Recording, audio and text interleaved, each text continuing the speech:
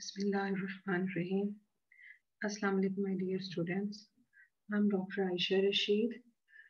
If you people remember, in last lecture, lecture number 9, we were discussing microtome. We were discussing the major topic microtome, and under which we will also cover the sharpening of the razors and the section cutting as well. In last lecture, lecture number 9, we have discussed the basic concept of what is microtome, what is microtomy, and we have discussed main and major types of microtomes. Like we have discussed rotary microtome, vibrating microtome, rocking microtome. So all this discussion types of microtome were discussed under the lecture 9. So today I am here with the lecture number 10. In lecture 10, we will continue and we will discuss the remaining types of the microtome. Now the next type we were discussing is the freezing microtome. As the name indicates, something freezing is involved. In this, basically the block, the tissue holder, which we were talking about in last lecture, that is in the form of frozen. You can see the block. ठीक है, पिछले lectures में हमने discuss किया कि हमने paraffin wax में, collider में, डिफरेंट मीडियाज में टिश्यू को एम्बेड करके उसका एक ब्लॉक बनाते हैं और फिर उसकी कटिंग करते हैं. ठीक है, यहाँ फ्रीजिंग माइक्रोटोम में एज द नेम इंडिकेट वो जो टिश्यू है उसको हम फ्रीज कर लेते हैं और फ्रीज करके जिस तरह आइस क्यूब होता है, एक फ्रोजन ब्लॉक होता है, उस फ्रोजन ब्लॉक में से उसकी कटिंग की जाती है. अच्छा, इसका बेसिक नीड या बेसिक एडवांटेज क्या है? अक्सर ये है कि सर्जरी हो रही है, ऑपरेशन हो रहा है, वो जो दूसरे ब्लॉक बनाने होते थे पैराफिन, कोलाइड, उसमें टाइम लगता है. ठीक है, कई दफा ऑपरेशन कंटिन्यू है और उसी टाइम कोई पैथोलॉजिकल सैंपल या टिश्यू आया और डॉक्टर्स समझ रहे हैं कि ये इसको देखने की जरूरत है, वो फौरन उसी टाइम ड्यूरिंग ऑपरेशन थिएटर से भेजते हैं और इसको फौरन फ्रीजिंग माइक्रोटोम में डाल के फ्रीज करके ब्लॉक बना लिया जाता है और इंस्टेंटली इसके टिश्यू बन के ऑब्जर्व हो जाते हैं. सो इंस्टेंट रिजल्ट के लिए ये वाली माइक्रोटोम जो है वो यूज की जाती है. Freezing microtome. This form of microtome is used for cutting thin to semi-thin section of fresh frozen tissue. जैसे मैंने आपको बता दिया कि fresh tissues के लिए यूज की जाती है. Although other microtomes can be modified for cutting frozen section, this type will give the best result and it is used almost universally. ठीक है, यूनिवर्सली ये यूज होती है और इसका वही के इंस्टेंटली टिश्यूज को फ्रीज करके उसी टाइम सैंपल ले लिए जाते हैं. Freezing microtome is equipped with stage upon which tissue can be quickly frozen using either liquid carbon dioxide from a cylinder or low temperature recirculating coolant. ठीक है, carbon dioxide का cylinder होता है या जिस तरह हमारे फ्रिज में लगा होता है कंडेंसर, इस तरह कूलेंट या कंडेंसर यूज करके इंस्टेंटली सैंपल को फ्रीज करके उसके सेक्शंस काट लेते हैं.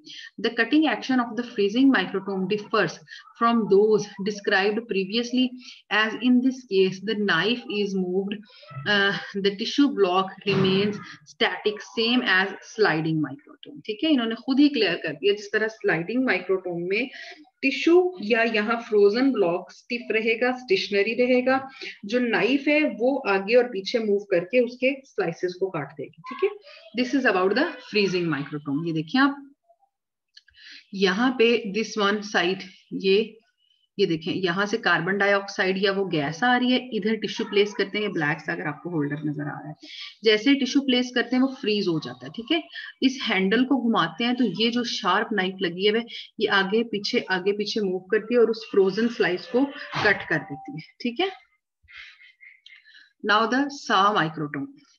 Saw microtome will cut the sections from very hard materials such as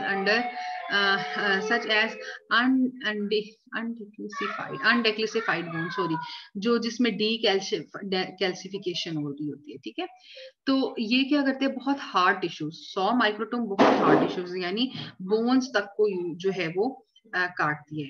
इसमें जो नाइफ्स के तौर पे ग्लास और सिरामिक्स यूज होते हैं. The samples commonly embedded in the resins are moved extremely slowly against the diamond coated saw routing at the approximately 600 rpm. Okay. Sections of 20 micron meter or greater are possible, providing the saw blade is in the perfect condition. This very thin sections are not possible in this. ठीक है, तो इसमें क्या है, आपने देखा कि वो बहुत हार्ड अगर हैं, बहुत हार्ड बोन्स या सेक्शंस, उनके लिए इसको यूज किया जाता है, और एक्सट्रीमली स्लो मूवमेंट होती है जो ब्लेड्स की या नाइफ्स की. Really sorry, the music is playing at the background. Sorry for your distortion.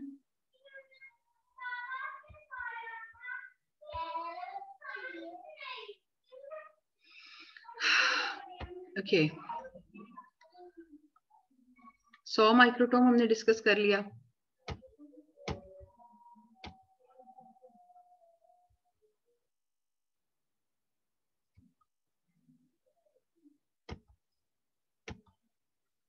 Next slide. Next slide move नहीं हो रही. Okay. Saw microtome will cut sections from very hard material. Next slide. How it will move to next. This is good हो गया.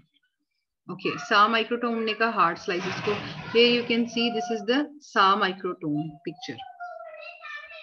यहाँ बहुत slices जो हैं वो प्लेस किए जाते हैं होल्डर में, और उसके आगे पीछे नाइफ मूव करती है और जो है कट जाता है. Cryostat.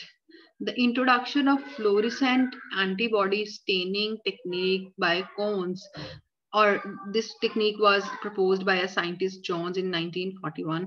It led to a need of thin section, 3 to 5 microns of fresh frozen tissue, free of ice crystal defect.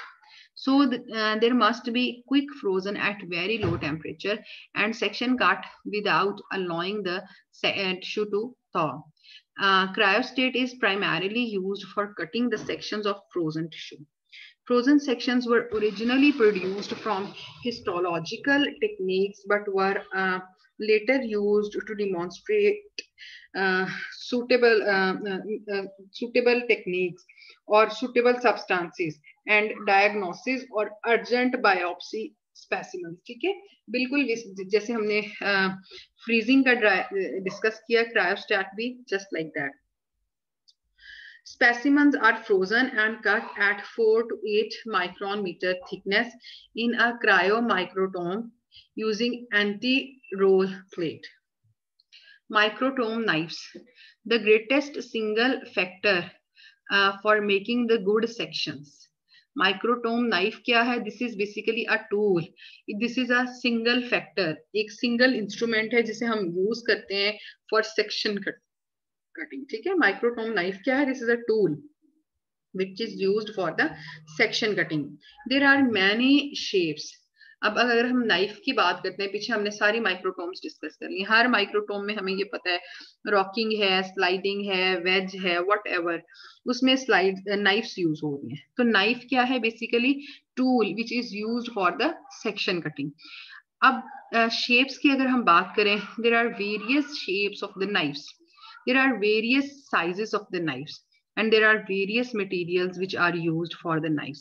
पिछली स्लाइड्स अगर आपको याद हो, हमने कहीं कहा कहीं डायमंड यूज किया जा रहा है, कहीं ग्लास, कहीं स्टील और इस तरह के. तो डिपेंडिंग अपॉन द पर्पस, किस टिश्यू को काटना है, फ्रोजन है, हार्ड है, सॉफ्ट है, पैराटिफिन है, कोलाइडन है, तो depending upon the tissue or type, many types of shapes, sizes and material for microtome knives वो यूज किया जाता है. ठीक है, बहुत सारी शेप्स, बहुत सारी साइजेस और बहुत सारे मटेरियल यूज किए जाते हैं डिफरेंट माइक्रोटोम्स में for different kinds of knife. they were developed to fit the certain microtomes and to cope with the different degrees of hardness of tissue and embedding media. It can be made of metal or other any kind of material.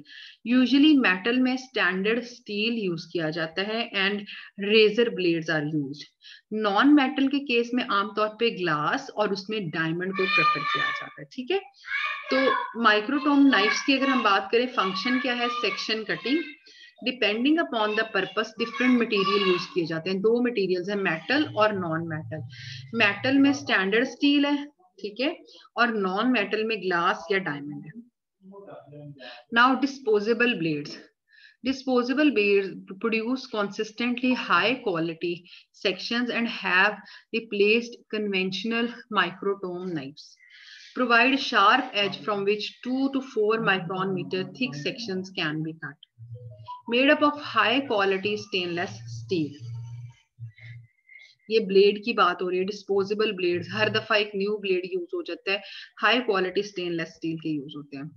Now the types of microtome knives. There are various types of knives which are used on rocking microtomes with a fixed handle. ठीक है, अगर हम rocking microtome की बात करें जहां fixed है तो उसमें डिफरेंट टाइप्स हैं। Large knifes with detachable handle ranging from 8 to 24 centimeter. 8 centimeter for freezing microtomes and 24 centimeter for base sledge microtomes. Heel angle formed by the cutting edge and the end of the knife nearest the handle. ठीक है, इसे हम heel कहते हैं। ये देखें, ये अगर आप पिक्चर भी देखें तो हैंडल के करीब जहां हैंडल लगा है नाइफ के और उसके साथ जो ये वाला किनारा है इसे हमने कहना है हील। ठीक है, और टो जैसे पाँव नहीं होता जो टांग की तरफ है, हैंडल की तरफ है, ये वाला किनारा जो है इसे हील कहेंगे और इसे टो कहेंगे। ठीक है, हील एंड टो। तो ये टोटल ब्लेड है। Angle formed by the cutting edge and end of the knife farthest from the handle. Now different shapes of knives. ये जो पीछे हमने देखा नाइफ, ये हील और टो वाली, इसकी डिफरेंट शेप्स हो सकती हैं। फर्स्ट करें अगर हम इस पहली को डिस्कस करें, दिस इज वेज, दोनों तरफ से एक जैसी और शार्प है।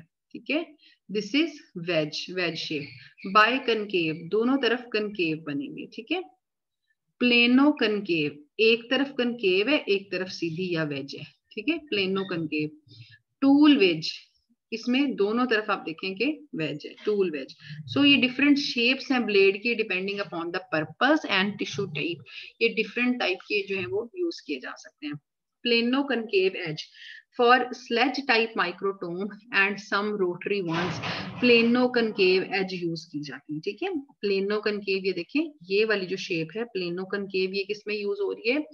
आमतौर पे स्लेज माइक्रोटोम जो है, स्लेज टाइप माइक्रोटोम्स जो है उनमें ये प्लेनो कनकेव यूज होती है। ठीक है, plano concave, very concave for collodion work, अगर कोलाइडिन टिश्यू है उसके लिए यूज करते हैं ये प्लेनो कनकेव। ठीक है, now plane wedge, plane wedge has good rigidity, used for all types of sections on any microtome for ordinary paraffin section cutting. अगर पैराफिन के ब्लॉक बने हुए हैं तो किसी भी तरह के माइक्रोटोम में ये प्लेन वेज नाइफ्स जो है वो यूज की जा सकती हैं।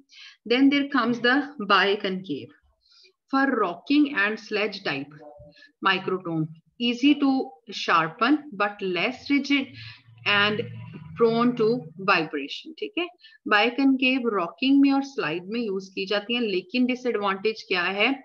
ये लेस रिजिड है और इसमें वाइब्रेशन का चांस हो सकता है।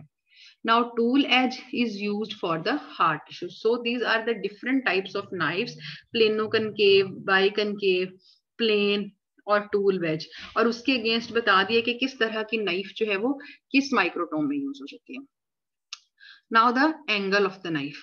ठीक है, एंगल भी बहुत इंपॉर्टेंट है। आप ये देखें, फर्ज करें ये है ब्लॉक और उसका टिश्यू, तो ये किस एंगल से, यहाँ कितना एंगल बन रहा है, यहाँ कितना एंगल बन रहा है, किस एंगल से नाइफ जो है वो टिश्यू को टच कर रही है उस पर भी डिपेंड करती है थिकनेस। ठीक है, बेवल एंगल, डिफरेंट एंगल्स है। फेसेट एंगल, बेवल एंगल या फेसेट एंगल, पहले तो हमने नाइफ्स बात कर ली उनकी शेप्स, अब वो किस शेप के साथ किस एंगल पे स्ट्राइक करेगी टिश्यू को, बेवल एंगल या facet angle. The facet angle is the angle between two facets that form the cutting as. Usually it vary between 27 to 32. Smaller the bevel angle, sharper is the knife. However, too small bevel angle permits elastic distortion of the edge. Rake and clearance angles or wedge angles. Standard wedge angle makes the angle that is 15 degrees. Standard wedge जो है वो 15 degree angle पे strike करती हैं. High rack angle and low clearance angle gives the less compression to tissue block and produce a smooth plastic flow type during the sectioning. High rack angles suitable for the soft tissues and need to be reduced for the harder tissue. The width of the two facet which makes the cutting edge of the knife has recommended from 0.1 to about 0.6 millimeter. ये इससे हमें जो result मिलता है वो है 0.1 to 0.6 millimeter thick. Microtome knifes sharpener. अच्छा, knifes की बात कर ली. नाइफ्स में हमने दो एंगल डिस्कस किए. नाइफ्स की अपनी शेप क्या थी और वो कौन कौन से एंगल पे स्ट्राइक करती है. ठीक है, प्लेन बेवल एंगल है या फेसेट एंगल है. दूसरा रेक एंड क्लियरेंस एंगल है. ठीक है, जिसे हम वेज एंगल भी कहते हैं. नाइफ्स की बात हो गई. अब उन नाइफ्स के कुछ शार्पनर भी हैं जो उनको शार्प करते हैं ना. तो कौन से शार्पनर्स हैं वो हम डिस्कस करेंगे. Knife sharpener, it is done by the manual और ऑटोमेटिक मेथड. जितने भी नाइफ लगे हैं रॉकिंग पे, स्लाइड पे, वेज पे, उनको या ऑटोमेटिकली या manually off and on sharp करते रहते हैं. 2 steps of sharpening are there, honing and stropping. ठीक है, हॉर्निंग एंड स्ट्रॉपिंग. उन नाइफ्स को जब शार्प करते हैं, मैनुअली करें या ऑटोमेटिकली करें, इस प्रोसीजर को हम 2 स्टेप्स में डिवाइड करते हैं, known as honing and stropping. Honing and stropping. Microtome knives are sharpened against a special stone which is known as horn. That is why हम उसे कहते हैं honing. ठीक है, honing या stropping. Honing refers to grinding the cutting edge of the knife on a hard abrasive surface to sharpen the knife. तो फिर horn एक स्पेशल किस्म का हमने आपको बता दिया ना, स्टोन है जिसपे इनको शार्प करते हैं. तो उस शार्प करने के प्रोसीजर को हॉर्निंग कहते हैं और उस स्टोन को हॉर्न कहते हैं. Types of horn. Belgian black when, fast for course grinding and finishing. ठीक है, एक स्पेशल किस्म का ये पत्थर है जिसे हम बेल्जियन ब्लैक कहते हैं. ये ग्राइंडिंग के लिए और फिनिशिंग के लिए यूज होता है. उसके अलावा Arkansas, it is used to finish a knife after the coarse honing on a coarse horn such as carbodium. उसके बाद एक तीसरा है aloxite, fast but coarse, not for finishing. ठीक है, ये पहली 2 टाइप्स जो है वो फिनिशिंग के लिए यूज हो रही हैं, लेकिन एलॉक्साइट जो है वो सिर्फ उसको कोर्स करने के लिए यूज हो रहा है, फिनिशिंग के लिए यूज नहीं हो रहा. Tam O Shanter Scotch, this is a good medium hone. ठीक है, हॉर्न वही stone, different types of stones हम डिस्कस कर रहे हैं. पीछे हमने 3 टाइप्स देख ली. ठीक है, बेल्जियन है, अरेकनेस है, एलॉक्साइट है, अब है Tam O Shanter. This is a good medium for hone. इस स्टोन को भी हॉर्निंग के लिए यूज किया जा सकता है. This is very soft with shorter life for the removal of जैज edge and finishing. Then carborundum, only for the coarse work this is used.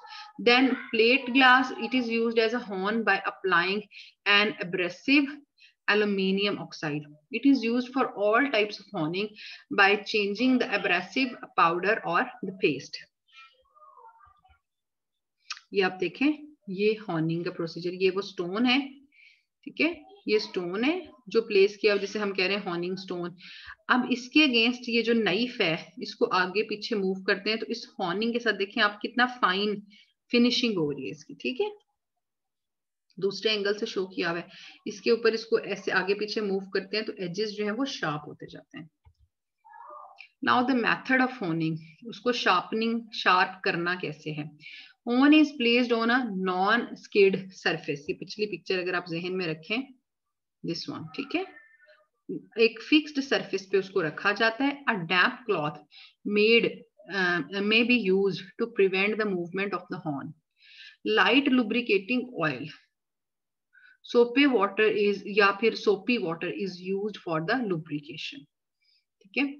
A knife complete with the handle and backing sheath is laid on the horn with the cutting edge facing away from the operator and the heel roughly at the center of the nearest end of horn. Knife held between the thumb and forefinger thumb on the back and forefinger on the front surface. The knife is pushed forward diagonally from the heel to toe to the other end of the horn, turned over on its back and move across at the horn until the heel is in the center with the cutting edge leading to and then brought back diagonally. It is then turned across the horn to its original position. ठीक है, वही हमारा जो traditional method है sharp करने का, उसको आगे पीछे उसके एज के साथ मूव किया जाता है जिससे शार्प हो जाती है. ठीक है, ये देखिए अगर आप मूवमेंट चेक करें,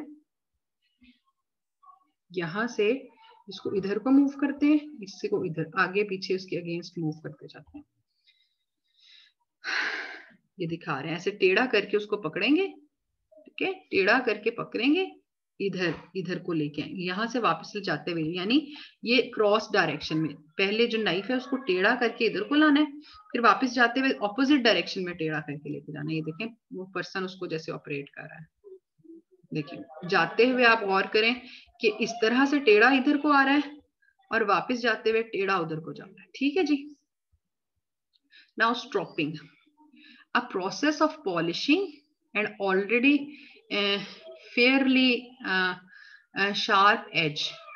It may be flexible or it may be rigid. Before the use and regularly annually, strops must be oiled, vegetable oil or dressed with the fine carbonium powder. The rigid type is a single leather strap stretched over a wooden frame of about 12 into 2 into 2 inches. Technique क्या है? Knife is laid on the near end of the strap with cutting edge towards the operator. ठीक है, उसका cutting edge जो है वो पिछली picture में जैसे देखे ऑपरेटर की तरफ होता है, opposite to the honing. Knife held with the forefinger and the thumb. Action is exact opposite to the honing. Knife laid on the near end of the strap, cutting edge towards the operator, toe roughly in the center of the strap, knife pushed to the other end of the strap for the toe to heel, turned across the strap and toe brought to the center, bringing knife back to the near end of strap. ठीक है जी, ये देखिए उन्होंने वही tools को show किया. ये वो पिछले तो मैनुअल थे, यहाँ तक हाथ से उस पे करते हैं. This is somewhat automatic. ठीक है, ये देखें यहाँ पे अगर आप देखें, यहाँ ये ब्लेड लगा हुआ है. अब ये जो है ये फिक्स है, इलेक्ट्रिकली ऑपरेट. जैसे इसको ऑन करेंगे ये हॉर्न ये मूव करता जाएगा और उसके ऊपर उस एंगल से जो है वो ब्लेड मूव करेगा, नाइफ मूव करेगी और वो शार्प हो जाएगी. ठीक है. Despite high cost, these machines are popular because less time consuming mechanism. Knife is held in the feeding mechanism and is sharpened by the revolving cast iron wheels with the both edges sharpened alternatively. Laboline is used as lubricant. Coarse lappling compound consists of aluminium suspension fluid and water is used first, followed by the compound containing a finger grade of aluminum. Lastly, the suspension fluid is used alone to polish the edge. The time taken to traverse the whole of the cutting edge of the knife should be about 25 seconds. 30 strokes in each direction should suffice with each grade of lapping compound. Okay. Now paraffin section cutting. Paraffin section cutting जो है वो कैसे होगी? Equipment is required for the paraffin section cutting. Apart from the microtome and knife, several other items are required before section. ठीक है? Water bath चाहिए होता है. वो paraffin basically paraffin section cutting के लिए वो ब्लॉक जो है वो किस तरह प्रिपेयर हो रहा है. डिफरेंट टाइप के इसमें इंस्ट्रूमेंट यूज होते हैं. ओवन है, हॉट प्लेट है, वाटर बाथ है. ठीक है, फाइन पॉइंटेड और curved forceps, small squirrel hair brushes, clean slides, ice tray, pencil, teasing needle, ये सारी चीजें जो है वो यूज होती हैं. वाटर बाथ इसमें बेसिकली यूज होता है thermostatically controlled type is preferred, but if this is unavailable, the water from a hot water tap can also be used, although this can give rise to air bubbles which may be trapped under the cutting section. The temperature of the water should be around about 5 to 6 degrees C below the melting point of the paraffin wax. Alcohol or small quantities of detergent may also be added for reducing the surface tension and allowing the section to flatten out with the greater ease. Drying oven or hot plate may also be used. Small drying ovens are now available in incorporating a fan specially designed for drying tissue section on slide. With a temperature setting at the melting point of the wax, no obvious damage is done to the section and drying is complete in 30 minutes. For delicate tissues, a lower temperature is desired for drying so as to avoid the splitting and cracking of the section due to the excess heat. 37 degrees C to for 24 hours or longer is recommended. On hot stage, which temperature is maintained at 45 to 50 degrees for 30 minutes is sufficient. Brush and forceps, these instruments will be found necessary for the handling of the sections during cutting and for the removal of the folds and creases formed in the sections during the floating out. आपको अगर याद हो मैंने शुरू में बताया था, सब देखें मशीन से हमने माइक्रोटोम से कटिंग कर ली, ठीक है, कटिंग करने के दौरान फिर अब जो कट सेक्शन है उसको भी तो हमने डील करना है ना, वो कट सेक्शन उसको वाटर में डिप करेंगे, किसी टेम्परेचर पे रखेंगे, स्लाइड पे लगाएंगे फिर, तो ये सारे वो टूल्स हैं फोर्सेप्स, ब्रश, स्लाइड्स, जो अब हमने सेक्शन कट कर लिया और उसको स्लाइड पे फिक्स करने के लिए यूज करने हैं. So this was about your lecture 10. इसमें अगर आपको कोई कंफ्यूजन हो, you can ask during live session. Thank you so much my dear students.